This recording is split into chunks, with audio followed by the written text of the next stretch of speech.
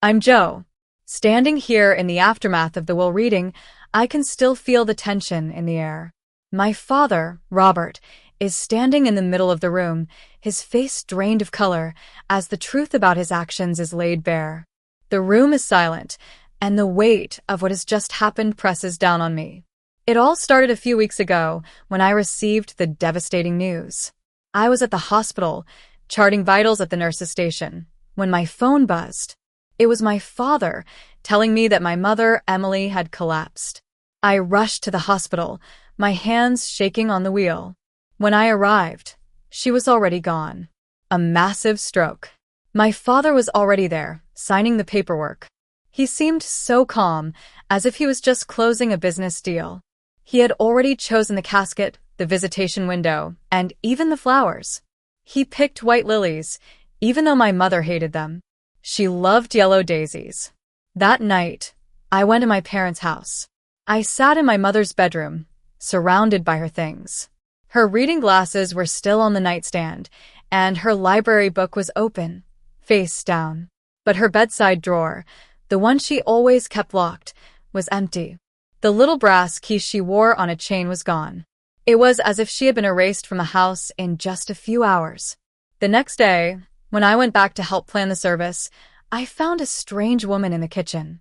Her name was Sarah, and she was wearing my mother's favorite cardigan. My father introduced her as a close friend who had been helping him. I asked about my mother's home office, where she kept all her important documents, but my father said he had cleaned it out. The filing cabinet was empty, and the desk drawers were bare. At the visitation, my father was the center of attention. People offered their condolences, saying what a poor man he was. He started spreading lies about my mother, saying she had been struggling mentally and had made some unusual financial decisions. I was standing there, feeling like an outsider at my own mother's viewing.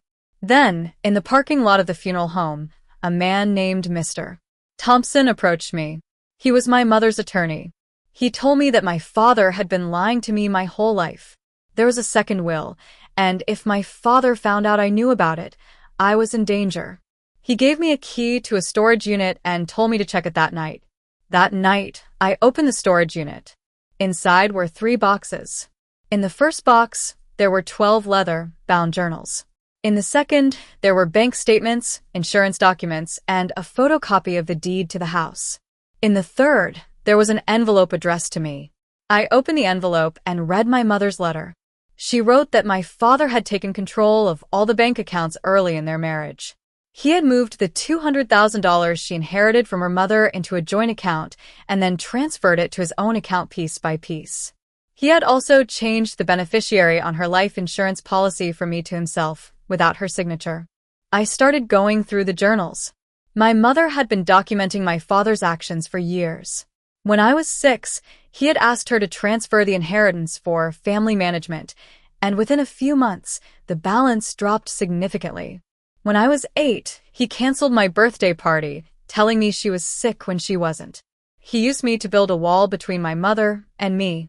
As I delved deeper into the financial documents, I discovered that over 15 years, approximately $350,000 had been transferred from joint accounts to my father's sole accounts.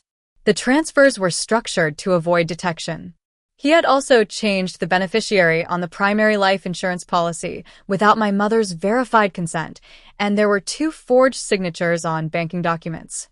3 years ago, my mother, without my father's knowledge, had purchased a separate life insurance policy through Mr.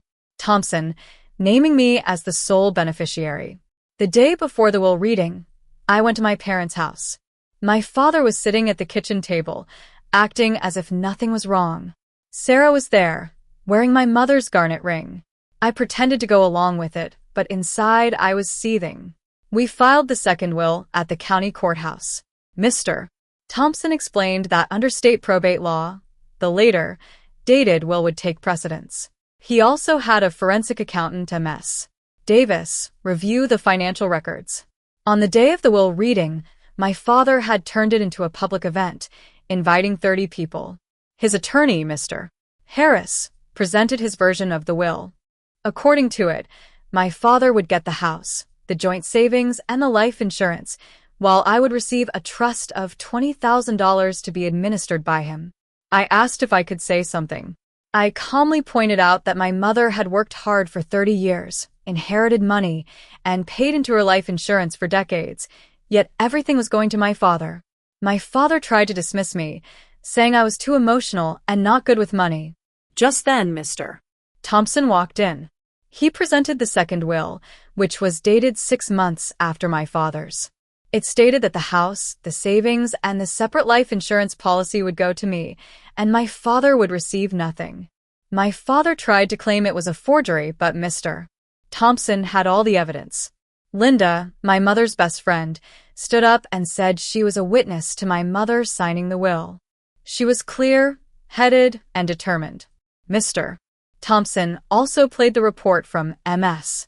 Davis, the forensic accountant. It confirmed the financial abuse my father had committed over the years. As the truth came out, people in the room started to turn against my father. His golf partner, Tom, left without a word, and Sarah pulled her hand away from my father. My father was desperate, trying to defend himself, but no one believed him. In the end, the second will was accepted, and the financial evidence was forwarded to the district attorney's office for review. My father's attorney withdrew from representing him. My father started calling me, leaving voicemails full of rage, bargaining, threats, and finally weeping. I didn't answer. In the following weeks, the story spread around town. People who had once supported my father started to distance themselves from him. Sarah moved out of the house, leaving behind all of my mother's jewelry. 3 weeks after the funeral, the probate court officially transferred the house to my name. The separate life insurance policy money cleared into my account, and the joint savings were frozen pending the DA's review. My father left town, moving in with an old college roommate in another state. I changed the locks on the house. As I walked through the rooms, I found a small photograph of me and my mother when I was 5. It was the one thing my father had missed when he cleaned out her dresser. I've been going through my mother's journals. The last few are filled with her love for me. She had opened a 529 education fund for me, saving quietly over the years. I used that money to enroll in an online MSN program. I don't hate my father. I'm just deeply disappointed. I've learned that if something doesn't feel right, you need to check the facts. Silence only protects the abuser, and the truth will always prevail. I'm now living in the house my mother loved, and I'm determined to finish what she started.